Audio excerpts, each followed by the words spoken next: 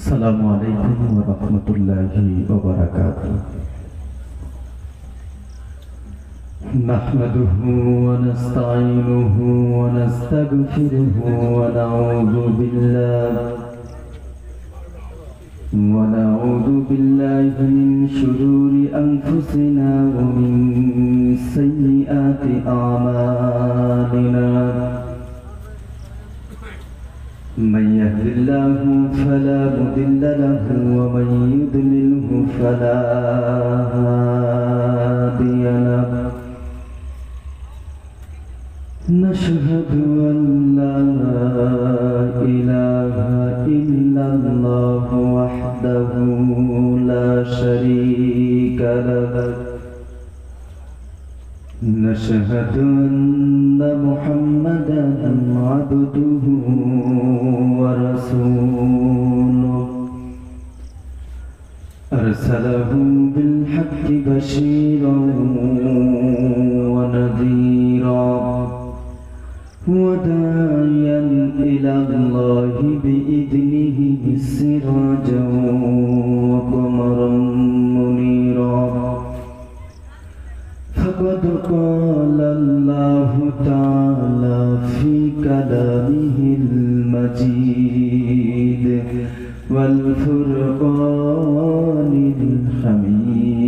الحميد أعوذ بالله من الشيطان الرجيم بسم الله الرحمن الرحيم لقد خلقنا الإنسان في أحسن تقويم وقال تعالى في شأن حبيبه إن الله وملائكته يصلون على النبي يا أيها الذين آمنوا صلوا عليه وسلموا تسليما اللهم صل على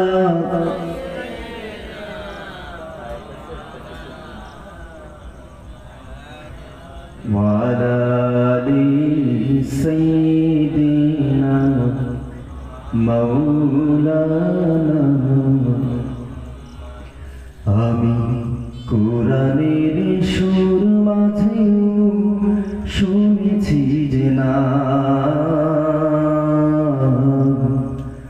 আজানের সুর মাঝে শুনেছি যে নাম আমি কোরআনের সুর মাঝে শুনেছি যে না আজানের সুর মাঝে শুনেছি যে না ও নামে এত জাদু এত মধুর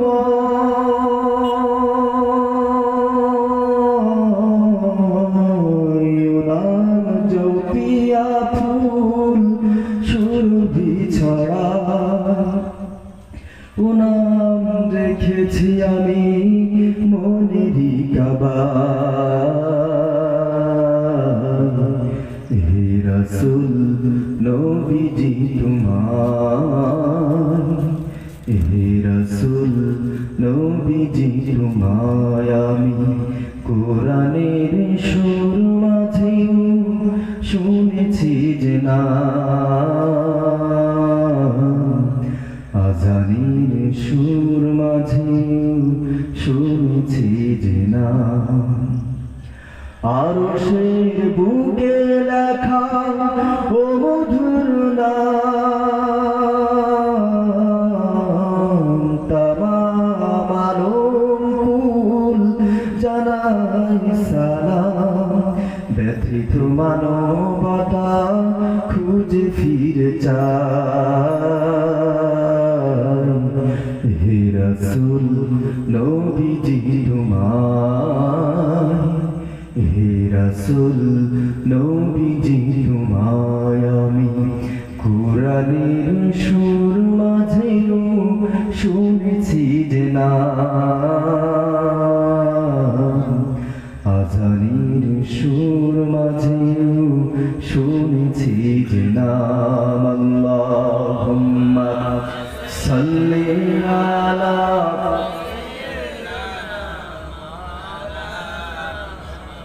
ওয়া আলা আলি সাইয়্যিদিনা। যদি ছোট একটা পাখি হইতাম, যদি ডানাওয়ালা পাখি হইতাম, একটা উড়াল দিয়া আমি মদিনায় যাইতাম। হায়রে একটা উড়াল দিয়া আমি মদিনায় যাইতাম। যদি ছোট একটা পাখি হইতাম, যদি ডানাওয়ালা পাখি হইতাম, একটা উড়াল দিয়া আমি মদিনায় যাইতাম। হায়রে একটা উড়াল দিয়া আমি মদিনায় যাইতাম। এদিকে সেদিক ঘুরে বেড়াইতাম, মেলে দুটি ডানা, যেথায় পড়েছিল নবী কদমখানা। এদিকে সেদিক ঘুরে বেড়াইতাম, মেলে দুটি ডানা, যেথায় পড়েছিল নবী কদমখানা।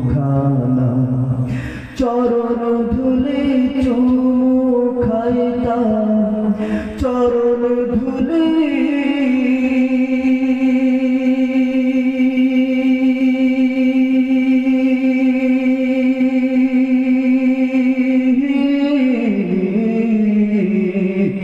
চরণ ধুলে চুমু খাইতাম, বুকের মাঝে জড়াইতাম। হায়রে বুকের মাঝে জড়াইতাম। যদি ছোট একটা পাখি হইতাম, যদি ডানাওয়ালা পাখি হইতাম, একটা উড়াল দিয়া আমি মদিনায় যাইতাম। হায়রে একটা উড়াল দিয়া আমি মদিনায় যাইতাম। আল্লাহুম্মা সাল্লি আলা। ভাই এই শ্বাস লাগলে শর্ট করে, মনে হয় লুজ কালেকশন পাচ্ছে বা আর্থিং এর সমস্যা আছে। সাউন্ড ঠিক আছে, সাউন্ড খুব ভালো, কিন্তু এর শর্ট সাউন্ড যেটা আছে এটা হলে চলবে, একটা মোটামুটি করার দরকার নেই। আর এই নিচ থেকে ওই পানির জন্য আমি আপনাদের বলছিলাম যে এখানে একটা কিছু দিয়ে দেন, আর্থিং বিদ্যুতের ব্যাপার তো। আলহামদুলিল্লাহ, পৃথিবীর অন্যতম বৃহৎ রাষ্ট্র ভারতবর্ষের পশ্চিমবঙ্গে দক্ষিণ 24 পরগনা জেলাধীন কুলফি থানাধীন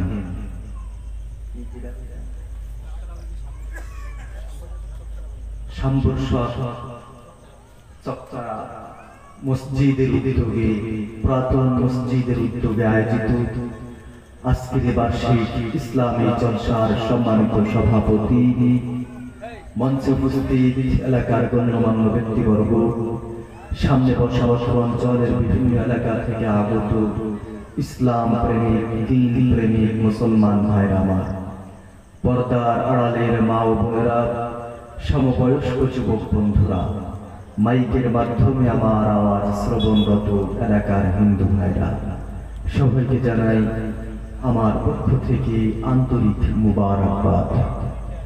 আমরা প্রথমে ওই মহান আল্লাহ তাআলার দরবারে কৃতজ্ঞতা আদায় করছি, শুকরিয়া আদায় করছি, যিনি আপনাকে আর আমাকে অত্যন্ত দয়া করে, মায়া করে, ভালোবেসে দুনিয়ার সমস্ত ঝামেলা থেকে মুক্ত করে জান্নাতের বাগান, জান্নাতের প্যান্ডেলে এই বৈরী প্রাকৃতিক দুর্যোগের ভিতরেও আপনাকে আর আমাকে কবুল করে কোরআন শোনার জন্য এখানে হাজির হওয়ার তৌফিক দান করেছেন। এজন্য কি আপনারা খুশি না বেজার?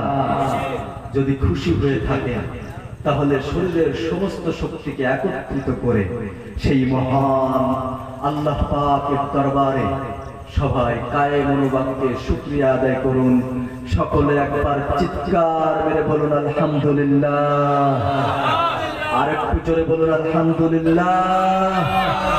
দুরূদ ও সালাম বর্ষিত হোক বিশ্ব মানবতার মুক্তির একমাত্র মহানায়ক, যিনি দীর্ঘ 23 বছর অক্লান্ত পরিশ্রম করে পৃথিবীর বর্বর জাতিকে শিখিয়েছেন সভ্যতা, মানবতা, উদারতা ও সহনশীলতা। সেই সরওয়ারে কায়নাত, রাহমাতাল লিল আলামিন, সাইয়্যিদুল মুরসালিন, শাফিউল মুযনিবিন, সর্বকালের সর্বশ্রেষ্ঠ পয়গম্বর বিশ্বনবী, মহানবী হযরত মুহাম্মদ মুস্তাফা সাল্লাল্লাহু আলাইহি ওয়াসাল্লামের উপর। সম্মানিত মুসলমান ভাইরা আমার, আমি মহাগ্রন্থ পবিত্র কোরআন থেকে একটি আয়াত তেলাওয়াত করেছি। তবে আমি যে আয়াতটি তেলাওয়াত করেছি, এই আয়াত আল্লাহ তাআলা নাজিল করার আগে আরো 4টি আয়াত নাজিল করেছেন। জোরে বলুন, কয়টি আয়াত নাজিল করেছেন? 4টি আয়াত নাজিল করেছেন। 1 নম্বর আয়াত আল্লাহ তাআলা বলেন তিন ফলের কসম। 2 নম্বর আয়াত আল্লাহ তাআলা বলেন জাইতুন ফলের কসম। 3 নম্বর আয়াত আল্লাহ তাআলা বলেন তুর সিনিন, তুর আর সিনাই পর্বতের কসম। 4র্থ আয়াতে আল্লাহ তাআলা বলেন ওয়াহাদাল বালাদিল আমিন, এই নিরাপদ শহরের কসম। মুফাসসিরিন একরাম লিখেছেন এই নিরাপদ শহর বলে আল্লাহ তাআলা মক্কা শহরের কসম খেয়েছেন। সর্বশেষ 4র্থ আয়াতে আল্লাহ তাআলা মক্কা শহরের কসম খেয়ে এরপরে 5ম আয়াতে গিয়ে আল্লাহ তাআলা বলছেন এই পৃথিবীর জমিনে আমি যা কিছু সৃষ্টি করেছি সবার থেকে বেশি সুন্দর চেহারা আমি মানুষকে দান করেছি। এই কথাটা স্বাভাবিকভাবে বলেন নাই। আমরা যেমন কোনো কিছুর গুরুত্ব বোঝাতে গেলে আল্লাহর কসম খাই, মসজিদের কসম খাই, মাথায় হাত দিয়ে, মানুষের মাথায় হাত দিয়ে বলি যে আল্লাহর কসম তোর মাথায় হাত দিয়ে বললাম আমি এই কাজ করি নাই। ঠিক তেমন ভাবে আল্লাহ তাআলা পর 4 বার কসম খাওয়ার পরে এরপরে বলছেন এই পৃথিবীর জমিনে আমি যা কিছু সৃষ্টি করেছি সবার থেকে বেশি সুন্দর করে আমি মানুষকে বানিয়েছি। একটা উদাহরণ দিলে বুঝবেন। তাফসীরে জালালাইনের লেখক এই আয়াতের তাফসীর করতে গিয়ে এই ঘটনাটা এখানে উল্লেখ করেছেন। খলিফা মানসুরের সময় খলিফা মানসুরের একজন গভর্নর ছিল, তার নাম ছিল ঈসা ইবনে হাশেমি। আপনাদের বর্তমান এই পশ্চিম বাংলার মুখ্যমন্ত্রী যেমন মমতা ব্যানার্জি, তৎকালীন ইসলামী রাষ্ট্রের একটা রাজ্যের মুখ্যমন্ত্রী ছিল ঈসা ইবনে হাশেমি। ঈসা ইবনে হাশেমির স্ত্রী সেই সময়ে বিশ্ব সুন্দরী ছিল। একদিন রাতের বেলায় খোলা আকাশের নিচে পূর্ণিমার চাঁদের নিচে তার স্ত্রীকে নিয়ে সে হাসি ঠাট্টা করতেছিল, আনন্দ মশকরা করতেছিল। আনন্দ মশকরা করতে করতে একটা পর্যায়ে তার স্ত্রীকে খুশি করার জন্য সে বলল আনতি তালিকুন থালাথান ইল্লাম তাকুনি আহসানা মিনাল কমর। ও আমার স্ত্রী, তুমি যদি আকাশে ওই পূর্ণিমার চাঁদের থেকে সুন্দর বেশি না হও তাহলে তুমি 3 তালাক। এই কথা বলার সাথে সাথে তার স্ত্রী পদ্মার আড়ালে চলে গেল। ডাক দিয়ে বলল, স্বামী আমার, আপনি আমাকে আকাশের ওই পূর্ণিমার চাঁদের সাথে তুলনা করেছেন। আকাশের ওই পূর্ণিমার চাঁদের থেকে একজন মানুষের চেহারা কোনদিন সুন্দর বেশি হতে পারে না। অতএব আমার উপরে 3 তালাক হয়ে গিয়েছে, আপনার সাথে আমার ঘর সংসার করা সম্ভব নয়। ঈসা ইবনে হাশেমি পড়ে গেলেন মহা বিপদে। স্ত্রীকে খুশি করতে গিয়ে উনি একটা কথা বলেছেন হাসি ঠাট্টা করতে করতে, আর সেই কারণে ওনার বিশ্ব সুন্দরী স্ত্রী তালাক হয়ে যাবে, এটা উনি মেনে নিতে পারলেন না। সারা রাত ছটফট ছটফট করতে করতে তার রাত অতিবাহিত হয়ে গেল। সুবহে সাদিক যখন হয়ে গেল, ওই দেশের কেন্দ্রীয় মসজিদের মিনার থেকে, জাতীয় মসজিদের মিনার থেকে মুয়াজ্জিনের সুমধুর কণ্ঠে যখন ফজরের আযান ভেসে এলো, উনি চলে গেলেন এলাকার কেন্দ্রীয় মসজিদের ইমাম সাহেবের কাছে।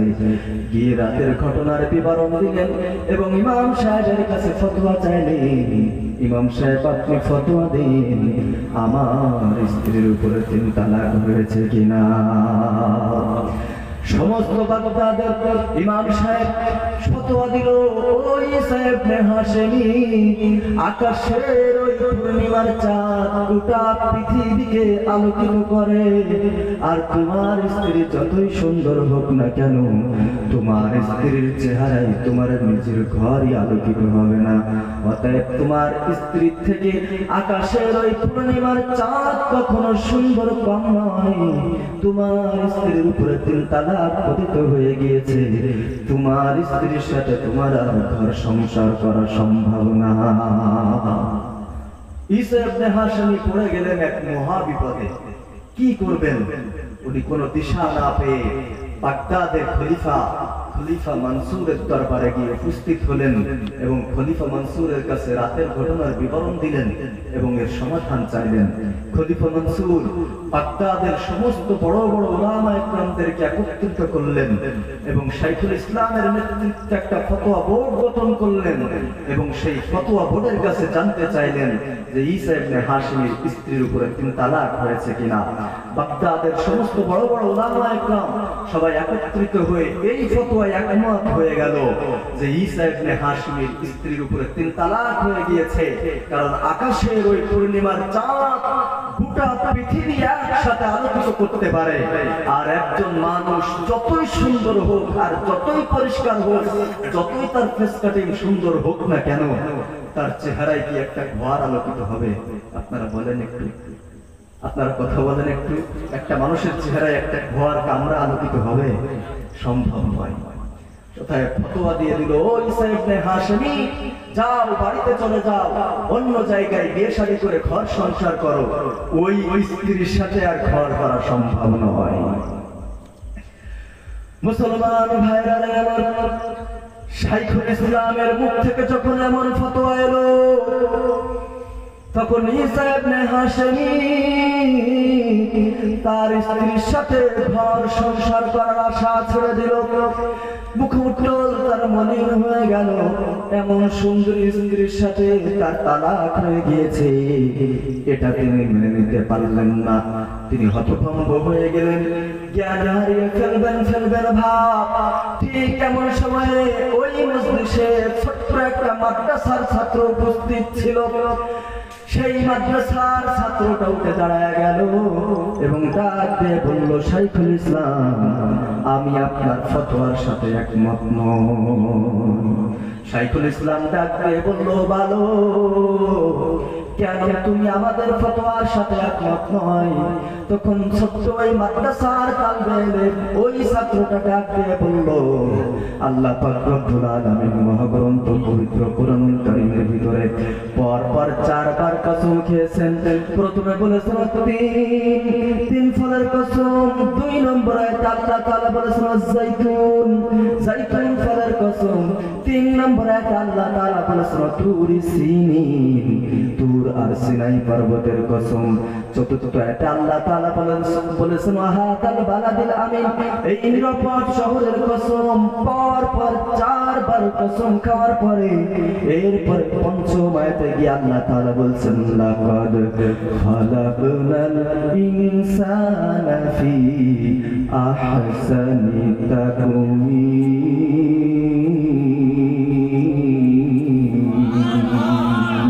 আল্লাহু আকবার। ওই মাদ্রাসার ছাত্রটা ডাক দিয়ে বলল, ও শাইখুল ইসলাম, আল্লাহ পাক রব্বুল আলামিন পর 4বার কসম খেয়েছেন। 4বার কসম খাওয়ার পরে এরপরে পঞ্চম আয়াতে গিয়ে আল্লাহ তাআলা বলছেন এই পৃথিবীর ভিতরে আমি যা কিছু সৃষ্টি করেছি সবার থেকে সুন্দর করে আমি মানুষ বানিয়েছি। অতএব ঈসা ইবনে হাশেমি আকাশের ওই পূর্ণিমার চাঁদ নয়, শুধু আকাশের ওই সূর্যের থেকে তোমার স্ত্রী বেশি সুন্দর। তোমার স্ত্রীর উপরে 3 তালাক হয় নাই। যাও যাও বাড়িতে যাও, নির্দ্বিধায় গিয়ে তুমি তোমার স্ত্রীর সাথে ঘর সংসার করো। তোমার স্ত্রীর উপরে 3 তালাক হয় নাই। একটু জোরে বলবেন না সুবহানাল্লাহ। ও মুসলমান ভাই আমার, ছোট্ট এই মাদ্রাসার ছাত্রটা আর কেউ নন, ইনি হচ্ছেন ইমামে আজম আবু হানিফা রাহমাতুল্লাহি আলাইহি। মুসলমান ভাইরা আমার, আসলে আল্লাহ পাক রব্বুল আলামিন এই পৃথিবীর জমিনে যা কিছু সৃষ্টি করেছেন সবার থেকে সুন্দর বডি স্ট্রাকচার, সবার থেকে সুন্দর বডি অবকাঠামো, সবার থেকে সুন্দর চেহারা আল্লাহ পাক রব্বুল আলামিন মানুষকে দান করেছেন। বিস্তারিত বলার সময় আমার হাতে নেই, এজন্য আমি বিস্তারিত আপনাদের সামনে আলোচনা করব না। তবে আমার আলোচনার মূল বিষয়বস্তু যেটা, সেটা আপনাদের সামনে আমি ফুটিয়ে তুলব। আল্লাহ পাক রব্বুল আলামিন শুধু মানুষকে সুন্দর করে বানিয়েই এই ঘোষণা দিয়েই শেষ করেন নাই। মহাগ্রন্থ পবিত্র কুরআনুল কারীমের সূরা বানী ইসরাঈলের 70 নম্বর আয়াতে আল্লাহ তাআলা বলেন ওয়ালাকাদ কাররামনা বানী আদম, আমি মানুষকে সম্মান দান করেছি, আমি মানুষকে মর্যাদা দান করেছি। এই একই আয়াতের শেষ অংশে আল্লাহ তাআলা বলেন আফাদ্দালনাহুম আলা কাসীরিম মিম্মান খালাকনা তাফদীলা।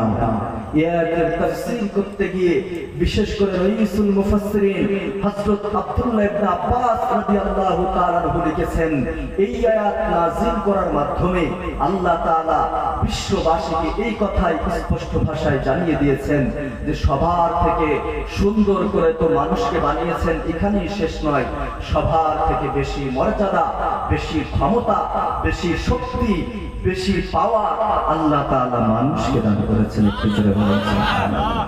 শুধু তাই নয়, রাইসুল মুফাসসিরিন হযরত আব্দুল্লাহ ইবনে আব্বাস রাদিয়াল্লাহু তাআলা আনহু লিখেছেন, এই আয়াত নাযিল করার মাধ্যমে আল্লাহ তাআলা এই কথাই স্পষ্ট ভাষায় জানিয়ে দিয়েছেন নূরের তৈরি ফেরেশতাদের থেকেও আল্লাহ পাক রব্বুল আলামিন মানুষকে বেশি ক্ষমতা, বেশি মর্যাদা, বেশি সম্মান, বেশি পাওয়ার দান করেছেন। এজন্য কবি বলেছেন তুমি মাটির আদমকে প্রথম সৃষ্টি করিয়া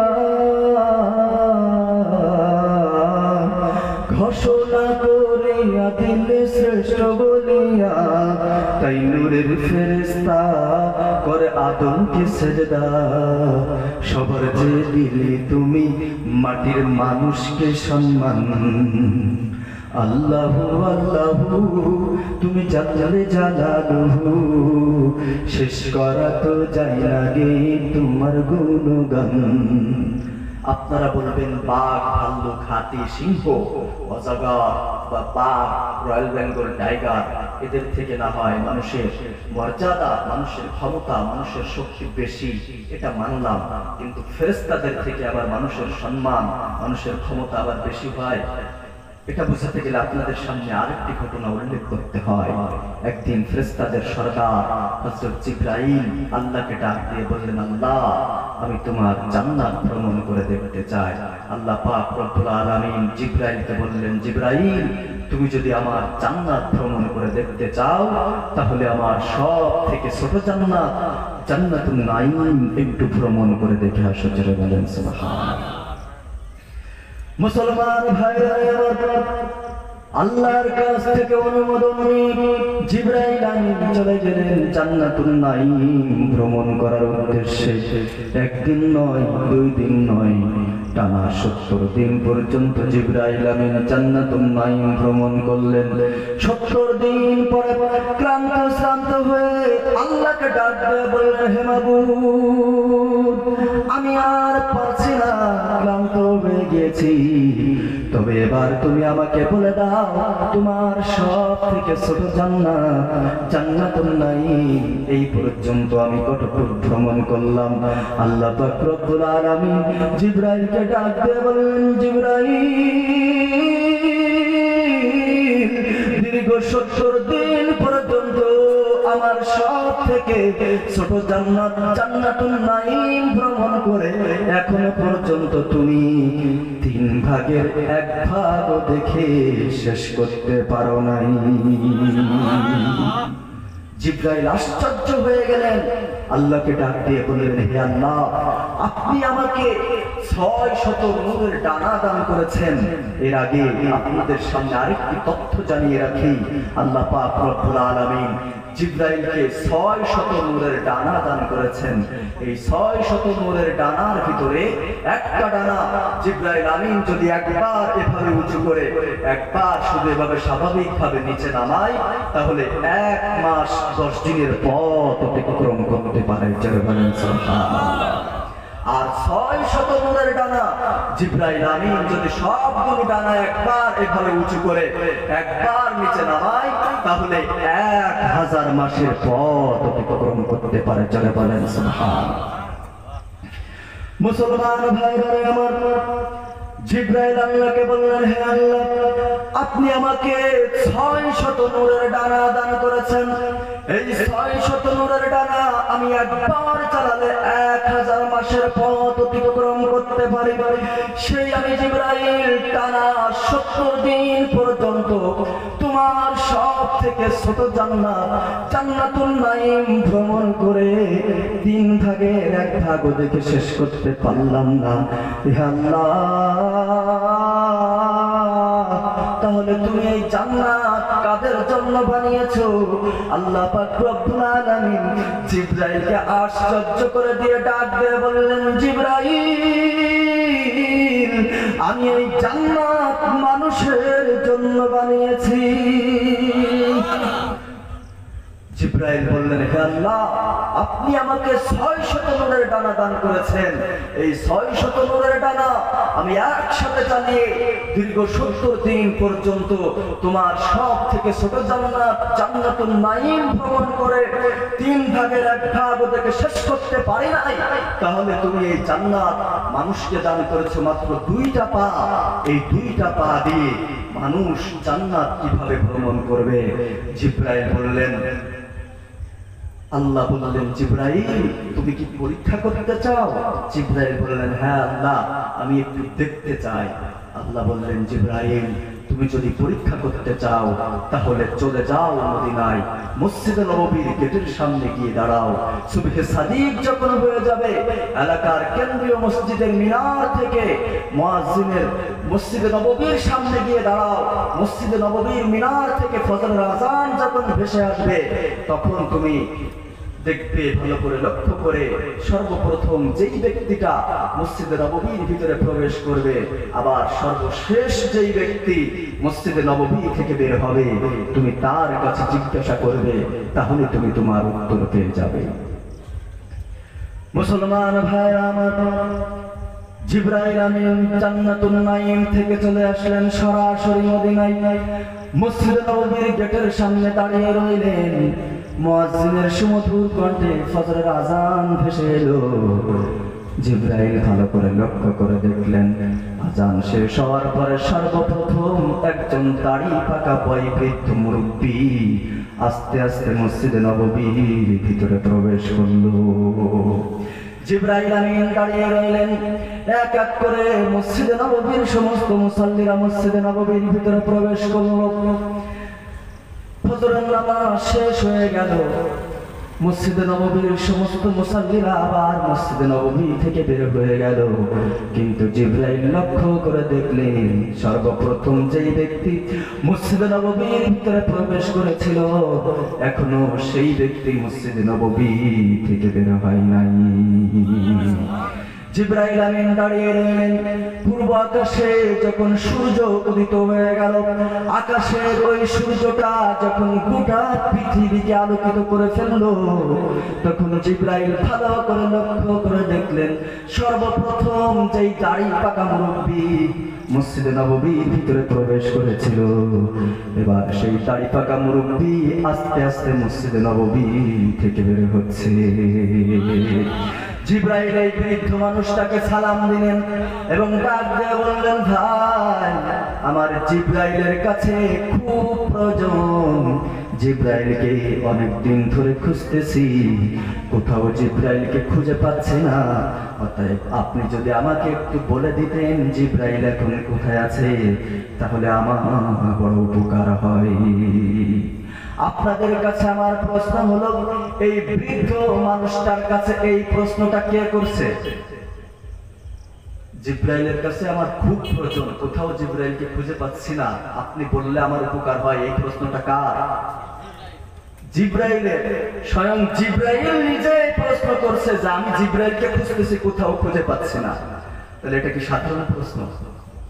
আপনাদের কাছে কি মনে হয়, এটা কি সাধারণ প্রশ্ন? এই বৃদ্ধ মানুষটা ডাক দিয়ে বললেন, আমাকে মাত্র 2 রাকাত নামাজ পড়ার সুযোগ দিতে হবে। জিবরাইলের কাছ থেকে অনুমোদন নিয়ে এই বৃদ্ধ মানুষটা আবারও মসজিদে নববীর ভিতরে প্রবেশ করলো। মাত্র 2 রাকাত নামাজ পড়লেন। 2 রাকাত নামাজ শেষ করে মসজিদে নববীর গেটের সামনে জিবরাইলের সামনে এসে দাঁড়ালেন এবং কয়েক মুহূর্ত চোখ বুঝলেন। কয়েক মুহূর্ত পরে চোখ খুলে ডাক দিয়ে বললেন, ভাই আমি 8টা জান্নাত, 7টা জাহান্নাম, 7 আসমান, 7 জমিন, পৃথিবীর সমস্ত বন জঙ্গল তন্ন তন্ন করে খুঁজে দেখলাম। পৃথিবীর এক প্রান্ত থেকে অন্য প্রান্ত পর্যন্ত তন্ন তন্ন করে খুঁজে দেখলাম, কোথাও জিবরাইলকে খুঁজে পেলাম না। আমার মনে হয় ভাই তুমি নিজেই স্বয়ং জিবরাইল। একটু জোরে বলেন না সুবহানাল্লাহ। এবার আমার আলোচনা যদি আপনারা বুঝে থাকেন তাহলে বলেন, জিবরাইলকে আল্লাহ তাআলা 600 নূরের ডানা দিয়েছেন। সেই 600 নূরের ডানা জিবরাইল আমিন একসাথে চালিয়ে দীর্ঘ 70 দিন পর্যন্ত আল্লাহর সব থেকে ছোট জান্নাত জান্নাতুন নাঈম ভ্রমণ করে 3 ভাগের 1 ভাগও দেখে শেষ করতে পারে নাই। আর সামান্য এই 2 পাওয়ালা মানুষ মসজিদে নববীর গেটের সামনে দাঁড়িয়ে কয়েক মুহূর্ত চোখ বুঝে চোখ খুলে উনি বলে দিচ্ছেন যে আমি 8টা জান্নাত, 7টা জাহান্নাম, 7 আসমান, 7 জমিন, পৃথিবীর সমস্ত বন জঙ্গল, 7 সমুদ্র 13 নদী, পৃথিবীর এক প্রান্ত থেকে অন্য প্রান্ত পর্যন্ত তন্ন তন্ন করে খুঁজে দেখলাম, কোথাও জিবরাইলকে খুঁজে পেলাম না। আমার মনে হয় তুমি নিজেই স্বয়ং জিবরাইল। চলে বলেন সুবহানাল্লাহ। নারায়ে তাকবীর, নারায়ে তাকবীর, নারায়ে তাকবীর। এবার আপনাদের কাছে আমার প্রশ্ন হলো যে ওই 600 নূরের ডানাওয়ালা ফেরেশতাদের সর্দার জিবরাইল আমিনের ক্ষমতা বেশি না এই 2 পাওয়ালা মানুষের ক্ষমতা পাওয়ার বেশি? এই 2 পাওয়ালা মানুষের ক্ষমতা পাওয়ার শক্তি বেশি। এই বয় বৃদ্ধ মানুষটা আর কেউ নন, ইনি হচ্ছেন ইমামে আযম, ইনি হচ্ছেন প্রথম খলিফা হযরত আবু বকর সিদ্দিক রাদিয়াল্লাহু তাআলা আনহু। সুবহানাল্লাহ।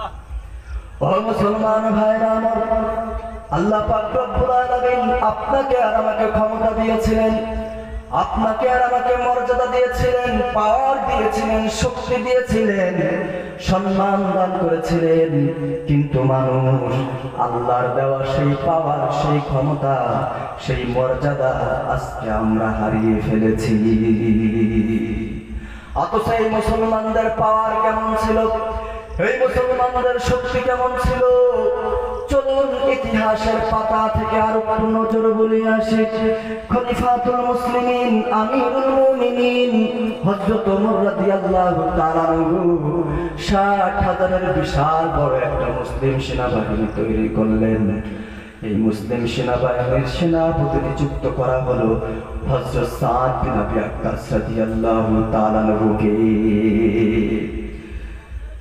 ৬০,০০০-এর বিশাল বড় মুসলিম সেনাবাহিনী হযরত সাদ বিন আবি ওয়াক্কাস রাদিয়াল্লাহু তাআলা আনহু যখন আফ্রিকার কাছাকাছি পৌঁছে গেলেন, তখন মুসলমানদের সামনে বিশাল বড় একটা সমুদ্র বাধা হয়ে দাঁড়ালো। যে সমুদ্র পার হওয়ার জন্য কোনো লঞ্চ নাই, স্টিমার নাই, কোনো জাহাজ নাই, কোনো নৌকা নাই। সেনাপতি হযরত সাদ বিন আবি ওয়াক্কাস রাদিয়াল্লাহু তাআলা আনহু মুসলিম সেনাবাহিনীকে ডাক দিয়ে বললেন, ও মুসলিম সেনাবাহিনী, আমরা সুদূর মদিনা থেকে এসেছি এই আফ্রিকার জমিনে কালেমার ঝান্ডাকে উত্তীর্ণ করার জন্য, ইসলাম প্রচার করার জন্য। এখন বিশাল বড় একটা সমুদ্র আমাদের সামনে বাধা হয়ে দাঁড়িয়েছে। এখন সমুদ্র দেখে এখান থেকে তোমরা আবার মদিনায় ফিরে যাবে না সমুদ্রের ওই পারে তোমরা কালেমার ঝান্ডা উত্তীর্ণ করতে চাও? মুসলিম সেনাবাহিনী জবাব দিল, আমরা সমুদ্রের ওই পারে কালেমার ঝান্ডা উত্তীর্ণ করতে চাই। মুসলমান ভাইরা আমার, মুসলিম সেনাবাহিনী মনে করেছিল হয়তো এই সমুদ্র পার হওয়ার জন্য সেনাপতি আমাদেরকে কোনো পথ বলে দেবেন, কোনো উপায় বলে দেবেন। কিন্তু মুসলমানদের সেনাপতি হযরত সাদ বিন আবি ওয়াক্কাস রাদিয়াল্লাহু তাআলা আনহু মুসলিম সেনাবাহিনীকে এই সমুদ্র পার হওয়ার জন্য কোনো উপায় বলে দিলেন না, কোনো পথ বলে দিলেন না। এই কথা শেষ না করতে করতেই নিজের ঘোড়া টানিয়ে এই উত্তাল সমুদ্রের উপরে ঝাঁপিয়ে পড়লেন। সেনাপতির দেখা দেখে ৬০,০০০-এর বিশাল বড় মুসলিম সেনাবাহিনী উত্তাল সমুদ্রের উপরে ঝাঁপিয়ে পড়ল। ও আমার মুসলমান ভাইরা, আমরা যারা এই বাংলায় জন্মগ্রহণ করেছি, আমাদের দেশে তো পুকুর আছে, নদী আছে, খাল বিল আছে। আমরা প্রায় মুসলমানেরা তো সাঁতার জানি। আমরা যারা সাঁতার জানা মুসলমান, আপনাদের এই বকখালির সমুদ্র সৈকতের কাছে গিয়ে যদি বলা হয় ১,০০০ কোটি টাকা পুরস্কার দেওয়া হবে যদি এই সমুদ্র পার হয়ে তোমরা ওপারে যেতে পারো, আপনি আর আমি সাহস করবো তো সমুদ্রের উপরে ঝাঁপিয়ে পড়া? আমি সাঁতার জানি, কিন্তু আমার সাহস নেই এই বকখালির সমুদ্রের উপরে ঝাঁপিয়ে পড়ে ওই পারে যাওয়ার দরকার নেই, ৫০০ হাত দূরে যাওয়ার সাহস আমার নেই। আরে মুসলমান, আমরা যারা সাঁতার জানি সেই মুসলমানেরা তো এই সমুদ্রের উপরে ঝাঁপিয়ে পড়ার সাহস পাবো না। আর সাঁতার না জানা ৬০,০০০-এর বিশাল বড় মুসলিম সেনাবাহিনী এই উত্তাল সমুদ্রের উপরে ঝাঁপিয়ে পড়লো, তাও খালি ৪ হাত পানি নয়।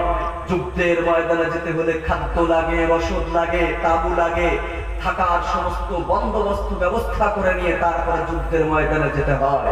এই ৬০,০০০-এর বিশাল বড় মুসলিম সেনাবাহিনী খাদ্য রসদ নিয়ে, ঘোড়া, উট নিয়ে, ছাগল নিয়ে, গরু নিয়ে এই উত্তাল সমুদ্রের উপরে ঝাঁপিয়ে পড়ল। চলে বলেন সুবহানাল্লাহ। মুসলমান ভাইরা আমার, এই বিশাল উত্তাল সমুদ্র পাড়ি দিয়ে যখন মুসলমানরা আফ্রিকার জমিনে পৌঁছে গেল, তখন সেনাপতি হযরত সাদ বিন আবি ওয়াক্কাস রাদিয়াল্লাহু তাআলা আনহু মুসলিম সেনাবাহিনীকে ডাক দিয়ে বললেন, ও মুসলিম সেনাবাহিনী, বিশাল উত্তল সমুদ্র পাড়ি দিয়ে এসেছো, তোমাদের কোনো মালামাল হারিয়ে গেল নাকি? কোনো উট হারিয়ে গেল নাকি? কোনো ঘোড়া হারিয়ে গেল নাকি? মুসলিম সেনাবাহিনী জবাব দিল, সেনাপতি আমাদের কোনো মালামাল হারিয়ে যায়নি, কোনো উট হারিয়ে যায়নি, কিন্তু একজন মুসলিম সেনা ডাক দিয়ে বলল, সেনাপতি আমার পানি পান করার একটা পেয়ালা হারিয়ে গিয়েছে।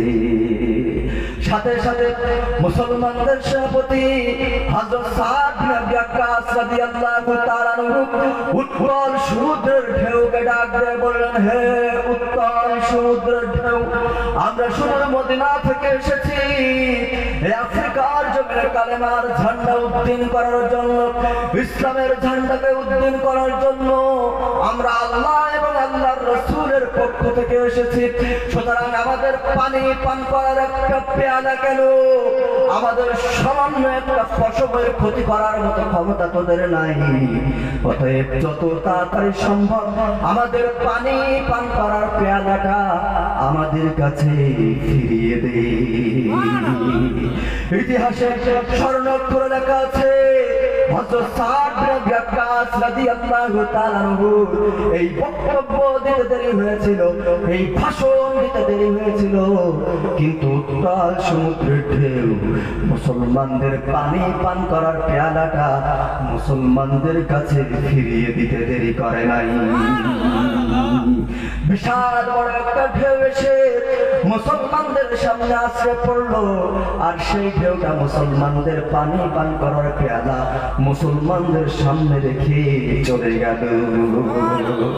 এই ঘটনা বর্ণনা করতে গিয়ে মুসলিম রেনেসাঁর কবি আল্লামা ইকবাল বলেন, দস্তে দস্তে হে দরিয়া ভি, দস্তে দস্তে হে দরিয়া ভি না ছোড়ে हमने, बाहर जुल्मत में दौड़ा दिए घोड़े हमने।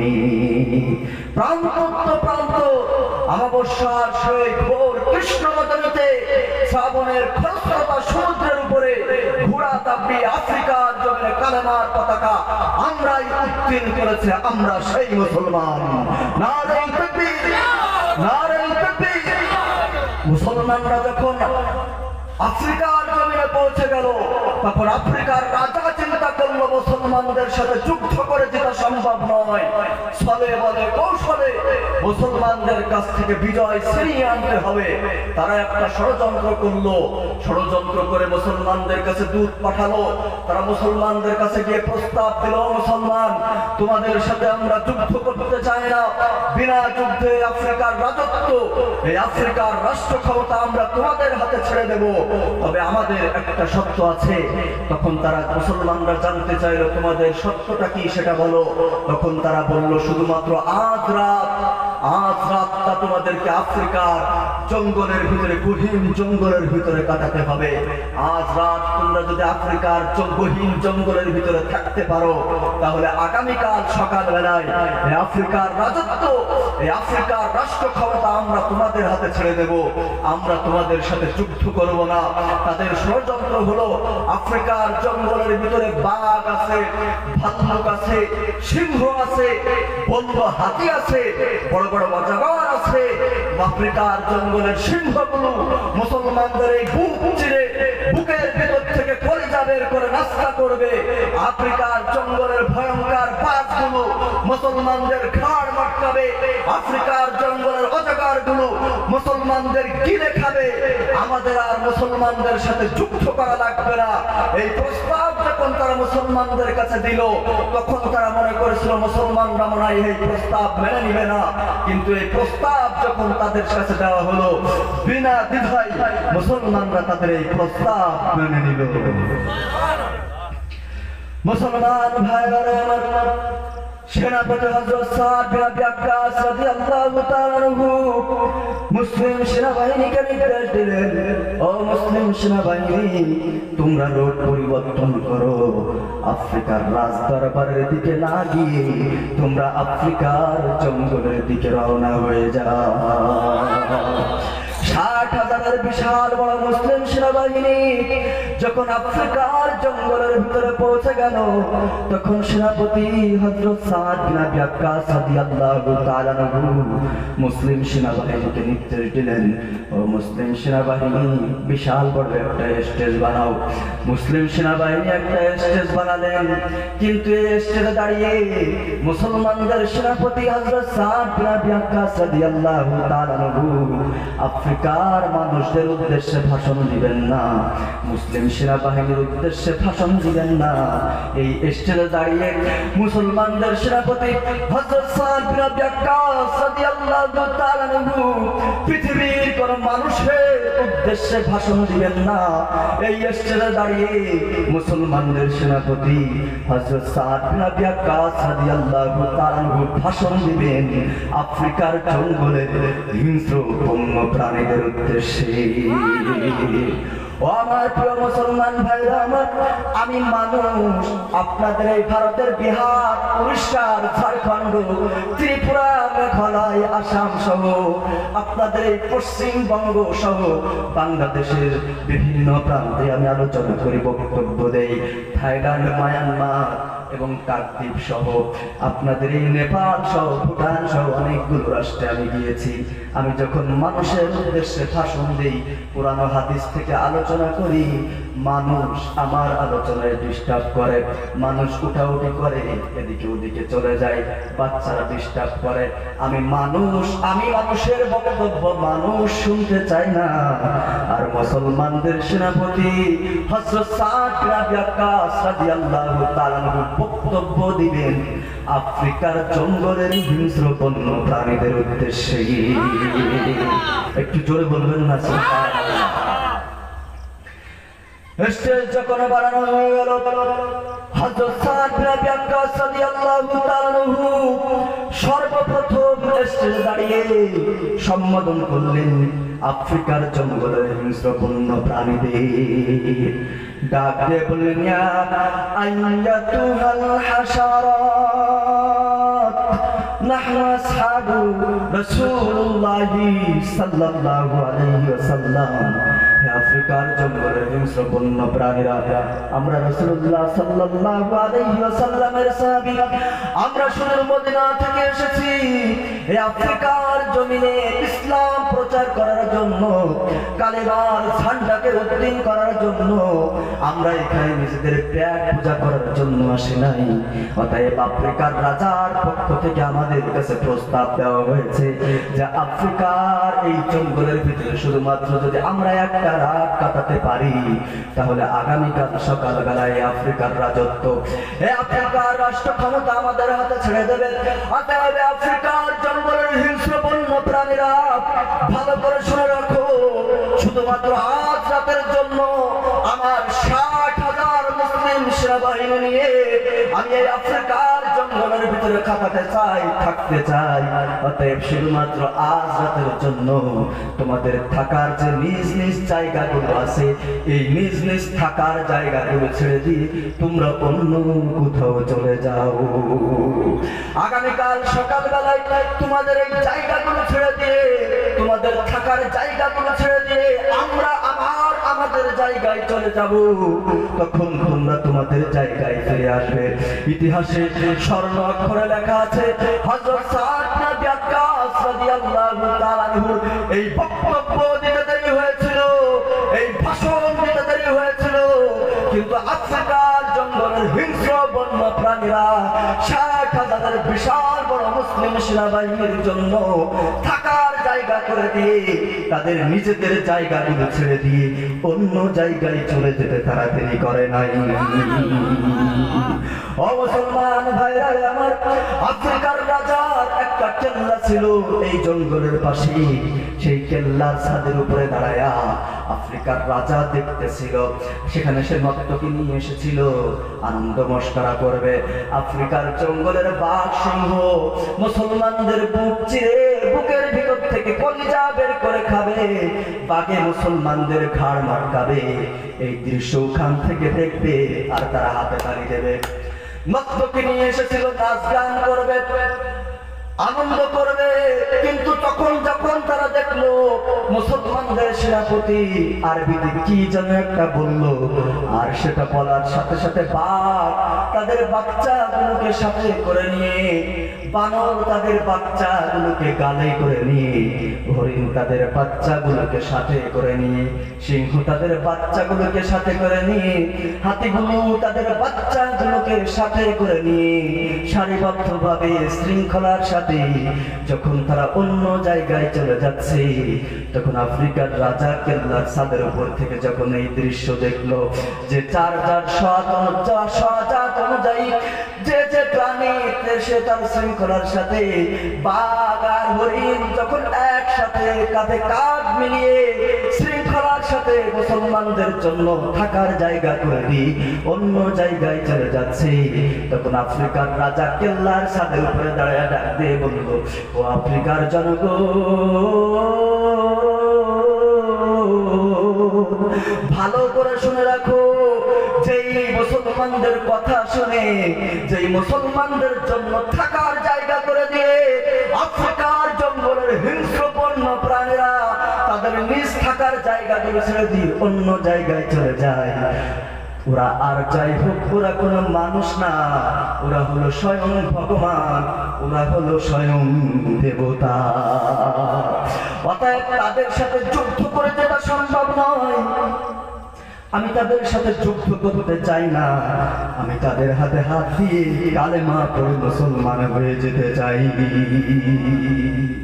আফ্রিকার রাজা এই কথা বলে আফ্রিকার ছাদের উপর থেকে দৌড়ায় নেমে মুসলমানদের সেনাপতি হযরত সাদ বিন আবি ওয়াক্কাস রাদিয়াল্লাহু তাআলা আনহুর সামনে এসে থরথর থরথর করে কাঁপতে লাগলো আর ডাক দিয়ে বলল, মুসলিম সেনাবাহিনী, আমি আপনাদেরকে আফ্রিকার জঙ্গলের হিংস্র বন্য প্রাণীদের খাদ্য বানাতে চেয়েছিলাম, নাস্তা বানাতে চেয়েছিলাম, কিন্তু আমি যখন দেখলাম আপনাদের কথা শুনে আপনাদের জন্য থাকার জায়গা করে দিয়ে, তাদের থাকার জায়গাগুলো ছেড়ে দিয়ে যখন তারা অন্য জায়গায় চলে গেল, তখন আমাদের কাছে মনে হয়েছে আপনারা স্বয়ং ভগবান।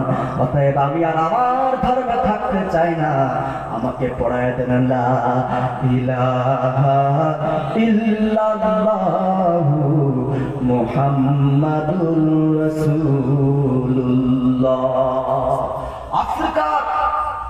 আফ্রিকার রাজা যখন কালেমা পড়ে মুসলমান হয়ে গেল, তখন আফ্রিকার লাখ লাখ জনগণ সবাই দলে দলে এসে মুসলমানদের হাতে হাত দিয়ে কালেমা পড়ে মুসলমান হয়ে গেল। চলে বলেন ও আমার মুসলমান ভাইরা, ইসলাম পৃথিবীর প্রান্তে প্রান্তে ছড়িয়ে পড়েছে, ছিটিয়ে পড়েছে। ইসলাম পৃথিবীতে এসেছে রক্তপাতের মাধ্যমে নয়, তলোয়ারের মাধ্যমে নয়, যুদ্ধের মাধ্যমে নয়, হানাহানির মাধ্যমে নয়। ইসলাম পৃথিবীতে এসেছে শান্তি শৃঙ্খলার মাধ্যমে। ইসলাম পৃথিবীতে এসেছে মানবিক গুণের মাধ্যমে। ইসলাম পৃথিবীতে বিস্তার লাভ করেছে অলৌকিক ক্ষমতার মাধ্যমে। ও মুসলমান ভাইরা আমার, যে মুসলমানদেরকে, যে মানুষদেরকে আল্লাহ তাআলা এই পাওয়ার দিয়েছিলেন, এই ক্ষমতা দিয়েছিলেন, এই শক্তি দিয়েছিলেন, সেই মুসলমান, সেই মানুষ আজ গোটা পৃথিবীর বুকে মার খাচ্ছে। যেই দেশে মুসলমানরা সংখ্যায় বেশি, সেই দেশেও মুসলমানেরা মার খায়। যেই দেশে মুসলমানরা সংখ্যায় কম, সেই দেশেও মুসলমানেরা মার খায়। আপনি যদি তাকান ওই বাংলাদেশের পাশের রাষ্ট্র মায়ানমারের দিকে, তাহলে সেখানে দেখতে পাবেন আমার গর্ভবতী মাদেরকে ধরে নিয়ে গর্ভবতী মায়ের পেট কেটে পেটের ভিতর থেকে বাচ্চা বের করে সেই বাচ্চা দিয়ে ফুটবল খেলার মতো জঘন্যতম দুঃসাহস ওই মায়ানমারের জান্তাবদ্ধরা দেখিয়েছে। ও মুসলমান, শুধু তাই নয়, আপনি যদি তাকান প্রাচীন সভ্যতার লীলাভূমি ইরাকের দিকে, তাহলে সেখানে দেখতে পাবেন আমার 10 বছরের 12 বছরের কিশোরী বোনদেরকে ধরে নিয়ে হেলিকপ্টারের ভিতরে পালা করানো ধর্ষণ করার পরে নির্যাতন সহ্য করতে না পেরে, কষ্ট সহ্য করতে না পেরে আমার কিশোরী বোন যখন জ্ঞান হারিয়ে ফেলেছিল, তখন উড়ন্ত ওই হেলিকপ্টারের ভিতর থেকে আমার কিশোরী বোনের ধর্ষিতা দেহটাকে পাহাড়ের উপর ছুঁড়ে ফেলে ছিন্ন ভিন্ন করে নির্মমভাবে হত্যা করেছে। যদি তাকান ইথিওপিয়ার দিকে তাহলে সেখানে দেখতে পাবেন মুসলমানরা ক্ষুধার যন্ত্রণা সহ্য করতে না পেরে একজন মুসলমান আর একজন মানুষের বমি খেয়েছে। আপনাদের বিবেকের কাছে আমার প্রশ্ন হলো, একজন মানুষের কতটুকু ক্ষুধা লাগলে তারপর আরেকজন মানুষের বমি খেতে পারে? ও মুসলমান ভাইরা আমার, বিস্তারিত বলার সময় আমার হাতে নেই। আপনি যদি তাকান আমাদের প্রথম কিবলা বাইতুল মুকাদ্দাসের দিকে, ওই ফিলিস্তিনের গাজা শহরের দিকে, রাফা শহরের দিকে, এই মুহূর্তে যদি আপনি কম্পিউটারে সার্চ দেন, গুগলে সার্চ দেন, ইউটিউবে সার্চ দেন, তাহলে এমন দৃশ্য দেখবেন মনে হবে গুগল আপনাকে বলে দিবে গাজা শহর নামে একটা শহর ছিল, আজ আর নাই। রাফা শহর নামে একটা শহর ছিল, কিন্তু আজ আর নাই। ও মুসলমান ভাইরা আমার, কিছুদিন আগে আমাদের মাঝ থেকে পবিত্র ঈদুল ফিতর বিদায় নিয়েছে, ঈদ বিদায় নিয়েছে।